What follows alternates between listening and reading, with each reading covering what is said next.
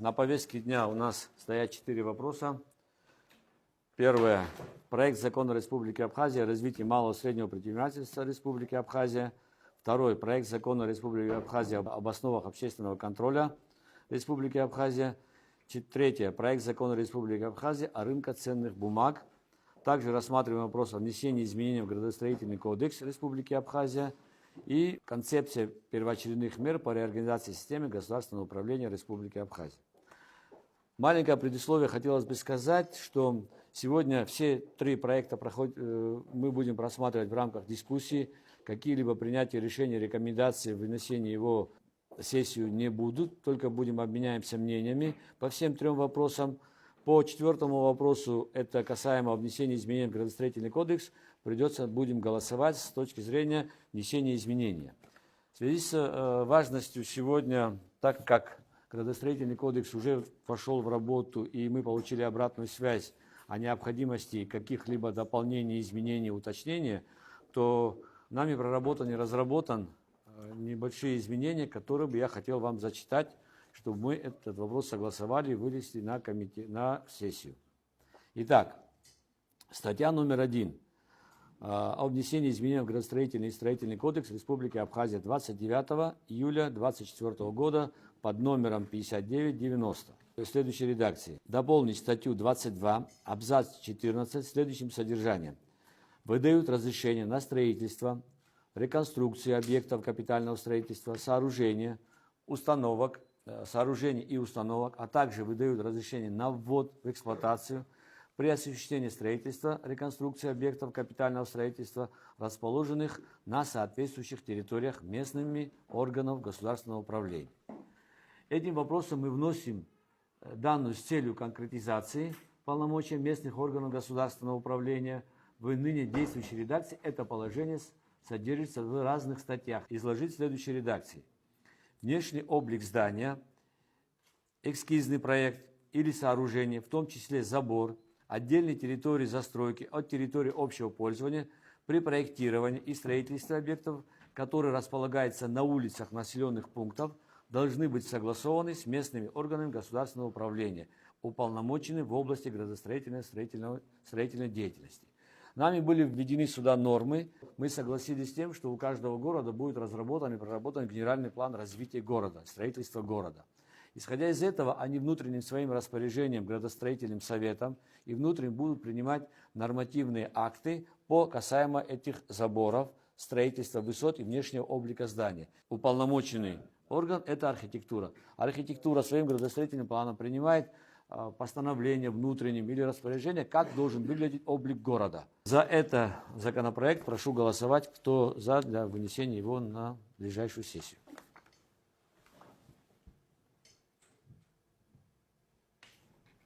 О развитии малого и среднего предпринимательства. Что касается общественного контроля, так, например, в соответствии со статьей 2 Конституции Республики Абхазия, народу, делегируя свои власти, необходимо сохранить возможность влияния на государство через различные институты, в то же время обеспечения обратной связи с ним. Одним из таких институтов как раз таки является Институт общественного контроля.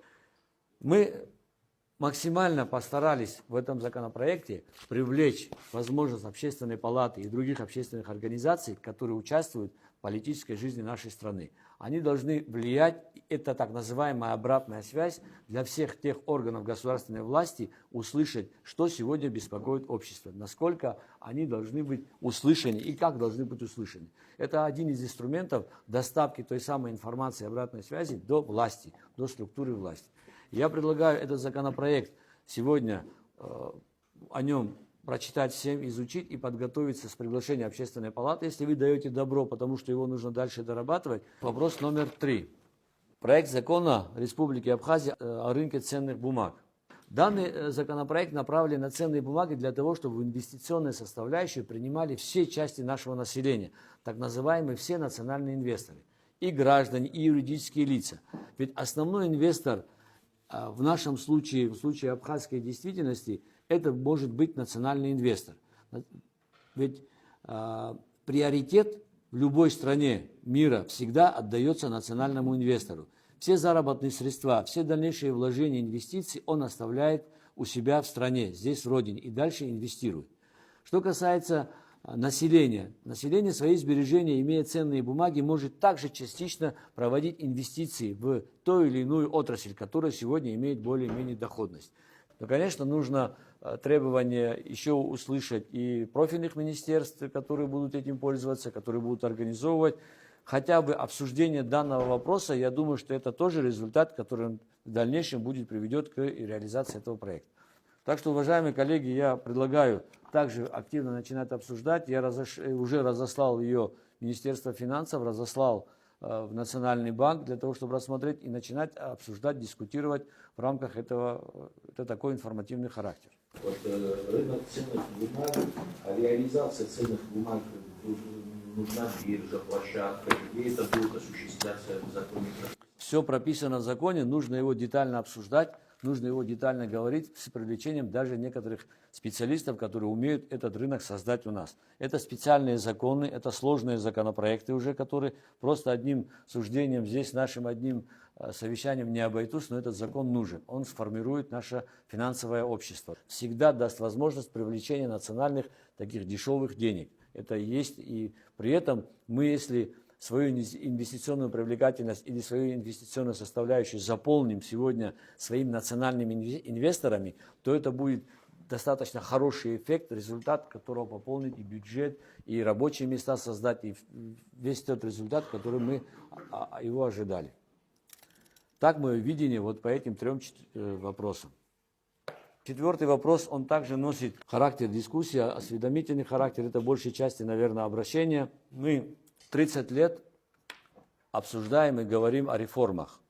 Мы 30 лет говорим о том, что сегодня в стране нужны реформы, реформы серьезные, большие и глубокие.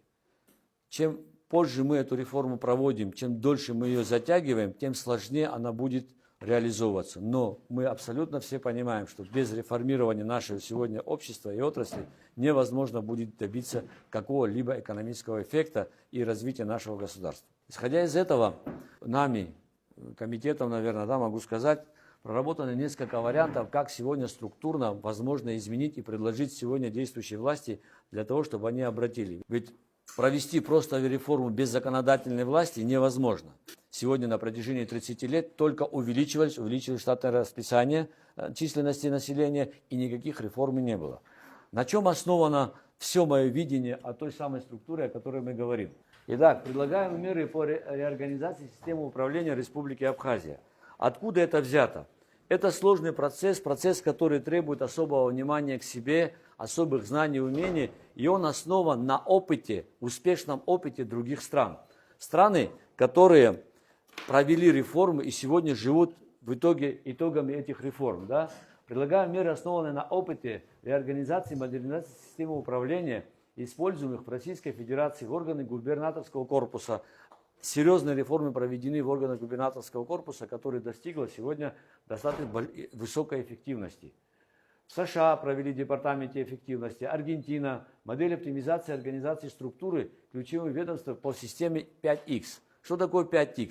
Мы говорим 5X, когда в Аргентине пришел новый президент, он сократил весь исполнительный аппарат, все чиновничий аппарат в 5 раз. И он назвал эту программу 5X. Над этим реформой работали огромное количество институтов, которые прорабатывали, ввели ее до получения того самого желаемого результата, который ставили. Стоит отметить, что усиление нагрузки на ключевые департаменты основных ведомств – это не только и не столько элементы технической оптимизации, но и возможность вовлекать молодых специалистов в систему управления и гораздо более серьезной степени концентрации на ключевых задачах. То есть, что мы должны в этом случае требовать? Мы должны в этом случае требовать, чтобы эффективность труда, интенсивность труда каждого чиновника, работника, пришедшего на работу, должно быть на 100% задействовано все его рабочее время. И тем самым мы называем эту программу, предлагаем ее назвать программой 3Х. В 3 раза сократить чиновничий аппарат. На 5, а на 3. 3. Мы все абсолютно согласны и все понимаем, что сегодня наш чиновничий аппарат, и это говорят на всех трибунах, во всех рассказывают о том, что аппараты раздули, и при этом никто ничего не делает. Стоит отметить, что усиление нагрузки на ключевые департаменты основных ведомств – это не только и не столько элементы технической оптимизации, но и возможность вовлекать молодых специалистов в систему управления и гораздо более серьезной степени концентрации на ключевых задачах. То есть, что мы должны в этом случае требовать? Мы должны в этом случае требовать, чтобы эффективность труда, интенсивность труда каждого чиновника, работника, пришедшего на работу, должно быть на 100% задействовано все его рабочее время. Также он должен задействован быть его труд, время и квалификация. Вот эти три показателя должны сопоставлять для того, чтобы мы получили результат эффективности труда. И тем самым мы называем эту программу, предлагаем ее назвать программой 3Х. В 3 раза сократить чиновничий аппарат. На 5, а на 3. 3. Мы все абсолютно согласны и все понимаем, что сегодня наш чиновничий аппарат, и это говорят на всех трибунах, во всех рассказывают о том, что аппараты раздули, и при этом никто ничего не делает. Все, что может сделать один человек, делают 5 человек или 3 человека. Это должен делать один человек, высоко квалифицированный, и там должна быть конкурентная среда. Тогда может достигнуть динамику развития нашего института управления. Создание при президенте таких органов стратегического управления, как Абхазгосплан, ЦУР – это Центр управления реформами, позволит совместно с правительством в кратчайшие сроки дать комплексный план развития инфраструктуры страны и разработать дорожные карты по реформированию сектора электроэнергетики. То, о чем я говорил. Как бы я что бы ни говорил, где бы я ни говорил об экономике и так далее, я хочу попросить вас, что я закончу все равно энергетикой, потому что я буду примером приводить энергетику так, как я ее знаю. Да, закончу, что это будет примером. Дальше мы говорим, уважаемые коллеги, мы с вами, как законодательные органы, должны предложить президенту свои видения организации структуры верхнего уровня. Предлагаю принять данную концепцию за основу, направить перечень предложений президенту нашей страны. Это своего рода техническое задание на предмет реформирования нашего сегодня госструктуры, органов власти. Программа Республики Абхазия, программа 10 блоков. Блок государственного управления. Что в нее входит? Что надо сделать? Сокращение численности государственного аппарата, усиление института вертикального надзора. Обязательно, если что бы мы ни сделали, какого бы распоряжения нету, если не будет вертикальный надзор и надзорные органы не будут работать, реализация какого-либо законопроекта, распоряжения или подзаконного акта будет невозможна. Усиление института национальной экспертизы в сфере экономики, энергетики, транспорта и инфраструктуры. Что такое усиление экспертизы? Это та самая ответственность, которой сегодня у нас не хватает. Все, кто сегодня предлагает реализацию какого-либо проекта, какого-либо решения, распоряжения, должны носить экспертный характер. Ни в коем случае какой-то экспериментальный, да, а экспертный характер, где будет нести соответственность. Дальше мы говорим блок экономики, да, создание принципиально нового планирования национального хозяйства, так называемый Абхазгосплан. Детали плана создания АГПУ будет представлено правительством в течение месяца срока с момента утверждения соответствующей концепции. Если мы это принимаем как за так называемое техническое задание, то его проработка. Я вернусь и покажу, что это не самостоятельная наука, это не самостоятельно, это институты, которые мы должны привлечь вместе с нами. Наша задача адаптировать все то, что сегодня нам предложат те самые специализированные институты, умеющие опыт реформирования, успешный, хочу сказать, опыт реформирования. Для того, чтобы мы в первую очередь занялись привлечением иностранных инвестиций, мы должны сперва попробовать извлечь потенциал национального инвестора и создать для него условия. Комитетам рассмотреть и посмотреть возможность, что написано и что ли могут еще сюда внести. Но это то, что мы, как техническое задание, должны предложить нашему сегодня правительству. Разработка программы «Абхазская страна мечты». Просто международная политика, утверждение годовой программы культурного и национального обмена с братскими народами год Абхазия и Черкес, год Абхазская в Кабардино-Балкарии. Разработка программы «Абхазия. Страна мечты и надежды». Если этому всему давать популяризацию, то это, естественно, создать привлекательность для тех самых отдыхающих, для людей и поднимет наш уровень. Демография. С учетом острой проблемы по естественному выбору населения, создание программы, мотивирующей молодым семьям на опережающий демографический рост. Программа «Детская аренда», льготы молодым семьям по аренде земли, чего-либо, да, создание. Я еще и буду говорить о ипотеках, которых необходимо сегодня нужно молодым семьям создавать. Это залоги имущества.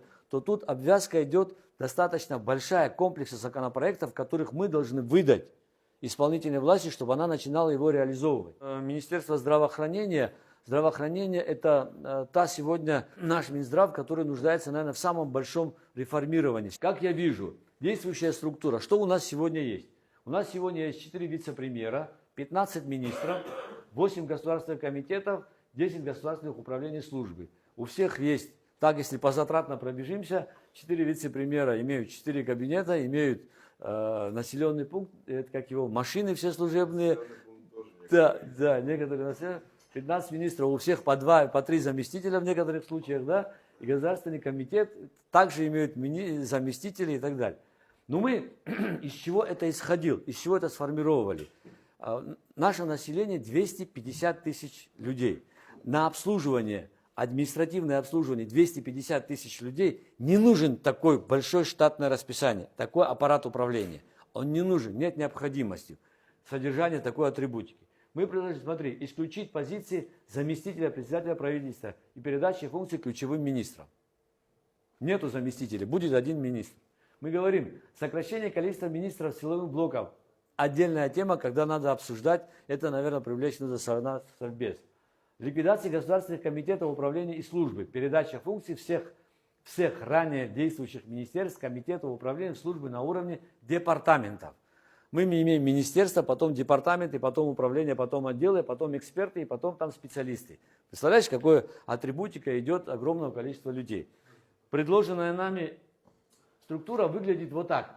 Измененная структура государственного управления. 5 министров, не более. 4, которых я назвал, силовой блок, не знаю, как сказать, это мы должны вместе обсудить. Все остальные функции переданы в департамент. Эти департаменты, Министерство экономического развития, мы должны отсюда дать штатное расписание, должностные инструкции и ответственность. Написать им прямо в законодательной форме, выдать всем, чтобы кто бы ни пришел к власти, как бы он ни пришел лояльный, нелояльный по отношению к своим служебным обязанностям, он понимает, что больше этого штата невозможно, но результат ему нужно достичь вот этот. Это должно прийти законодательно. Это наша реальная картина. Я ушел, энергетики, хочу сказать, ушел и хватало, и считал, что очень много людей, 420 человек, но сегодня там 900 человек работает. Я спрашиваю, а что добавилось? Линии увеличились, территорию добавили, что сделали? Ничего. Но там сегодня работает 900 с чем-то человек, а при мне работало 420. Есть разница? А результат был один и тот же, энергоснабжение. 1200 даже. Да, Министерство инфраструктур. Сюда входит департамент энергетики, департамент транспорта. Нет необходимости содержания на 250 тысяч людей Министерства энергетики, Министерства транспорта или других.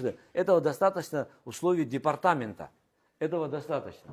И в итоге мы получаем, что заместителей нету ни одного, 4 ключевых министра получаем, и 18 государственных комитетов нету. Все обнулено. X3 программа. Но как эта программа работает и что мы здесь можем делать? Мы говорим, у нас есть президент. Президенту подчиняется Абхаз-Госплан ЦУРАР. К Абхаз-Госплану, так называемый департамент статистики и архитектуры, для формирования планирования, ведь у любого планирования должен быть горизонт. И чем дальше горизонт планирования у каждой страны, 25, 30 лет, 10 лет, чем дальше, тем страна считается более практичной, более состоятельной и так далее. Вот насколько мы дальше сможем свой горизонт планирования обеспечить еще самими реформами, и это будет показатель высокого уровня развития нашего общества. Но примет это за основу и скажет, давайте вместе совместно прорабатывать, вот тогда мы все подключимся и будем ее прорабатывать. Сюда мы можем подключиться и самостоятельно, но мы четко должны понять, что это самостоятельно сделать невозможно. Над этим работают институты, которые нам должны помогать и решать. Для этого, чьим опытом я воспользовался и у кого я что забрал, да? Я это тоже вам хочу показать. Вот опыт фонда Центра стратегического планирования и разработки консультаций для государственных органов власти. Это те, которые провели реформы в Российской Федерации, те структуры. Смотрите, какого уровня находят ответы на все вызовы, предлагаются стратегически важные решения, основываясь на результатах аналитики, лучшей практики, запускать и сопровождать системы и ключевых сферах развития экономики и общества.